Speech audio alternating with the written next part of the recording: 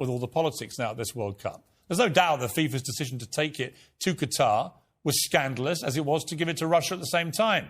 That decision was made 12 years ago. Today's massive England win, I hope, will mark a turning point, not just for the England team's stuttering form, but also for the tournament itself. This is the World Cup. Can we please enjoy the football? Well, joining me now is former England goalkeeper who played at 3 World Cups, Peter Shilton. He's also championing the World Cup's Gamble Awares campaign. Alongside him is former Liverpool and Ireland international Mark Lawrenson and former football manager Harry Redknapp. A veritable trilogy of football legends before me. Before I get into this debate, I want to play a clip. This is from Roy Keane today on ITV about the armband row, in which he made his normal forthright views. The players could have done it for the first game and took the punishment, whatever that might be. Kane, obviously you're risking saying if he's going to get a yellow card, if that was going to be the punishment. But that would have been a great statement. Do it for the first game. If you get your yellow card, what a message that would have been from Kane or Bale. Take your medicine, and then the next game you move on. You don't wear it because obviously, again, you don't want to be getting suspended. But I think it was a big mistake. I think both players, particularly obviously we're talking about Wales and England here, should have stuck to their guns and done it. Whatever pressure from outside and from their own associations, have the belief. If that's what you believe, then go with it.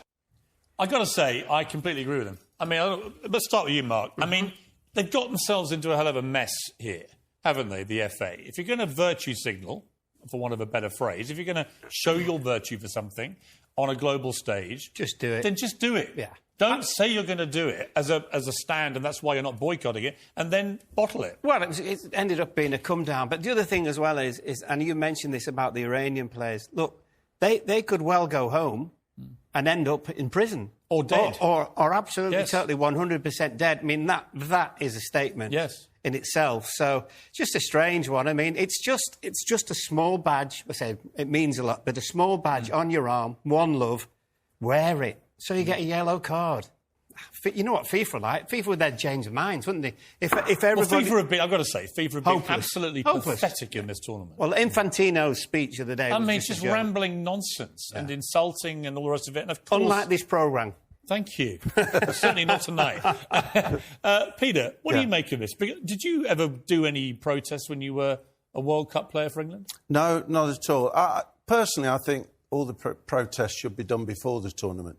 You know, I think it's the tournament, the World Cup is the greatest football show that we have. And I think, you know, it's getting sidestepped a little bit with protests of this and protests of that.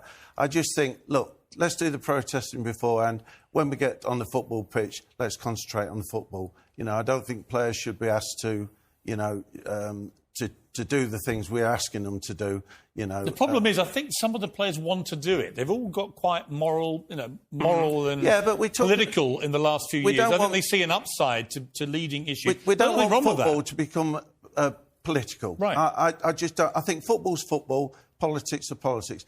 The problem was that Qatar was given the World Cup in the first place because the FIFA should have known that there was going to be a lot of protesting against certain things. Having said that, look, on that point, I mean, Mark, I feel quite strongly about this.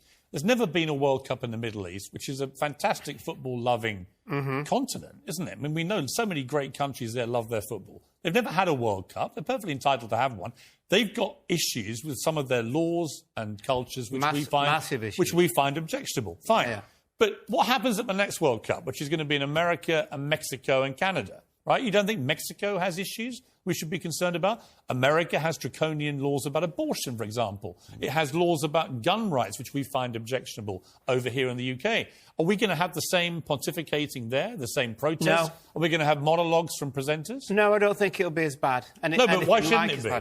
Well, I mean, the thing is with this is that for some reason it's like we're saying that the Qataris are just, you know, what, are they lower than us? You know, because of the Arab states, etc., which obviously no. But I think the problem is entwined insofar as we think about the organisation, you know, such a small country, all those kind of things. The other thing as well, Pierce, as we all know, that, you know, FIFA's corrupt anyway. Well, that's the problem. Has been for years and years and years. And until you sort them out, it's a waste of time. What about the BBC here being, it seems to me, morally selective? They're happy to play an opening ceremony at the Russia World Cup. Yeah. You know, they do it at China, but they don't do it here. Strange. Strange decision. Now, I would imagine, and I wouldn't know, but I would imagine that would have come from the very, very top of the BBC. But it's a very deliberate decision. And if you are living in the Middle East, if you're an Arab football fan, and you're watching the discrepancy between the way you're being treated on these things compared to Russia and China, you're not going to be very happy about it. We wouldn't be. You'd be raving mad. Right. Yeah, I mean, we shouldn't be going down this road, really. I mean, we should be talking about England's great win. Well, they were great, weren't they? And not Harry Kane wearing an armband. I mean, like I said, you know, protesting's fine. Yeah. You know, do it before the tournament, get it out of the way. But once you get on that pitch, you know, it's a level playing field. And well, let me talk to Harry Redknapp. Harry, what do you make of all this? They've got themselves into a right dog's dinner, it seems to me. Absolutely, Piers, and like the lads are saying, like Peter just said there, I think we're all getting. It's non-stop, you know. The World Cup really is all we hear about. It's not the football. It's about, do we take the knee? Do we wear the armband? It's just non-stop. We look back a few years. You know, we got stopped from wearing a poppy on our shirt. You know, and England weren't allowed to wear the poppy around. You know. And we stand for it. I think we end up, did we wear it on our short or white shorts or something? There was a change of whatever. It's just, you know, I don't know. We've gone out there to play this World Cup. There's a million problems going on. Everything's, you know, not right what they're up to, you know. And something has to be done about it, obviously. If we feel that strong, then Harry Kane would say we should have worn the armband. I think, as Roy Keane said, take the yellow card today and get on with it. Gareth Bale, take the yellow card. If you bleed that strongly, well, you know what? I'm going to make a stand. If we're really that morally outraged, don't go. Right? You know, people have boycotted World Cups. They boycotted Olympics. If you feel that strongly, absolutely. But I would say to England fans who get on their high horse about Qatar, we did illegally invade Iraq, for example.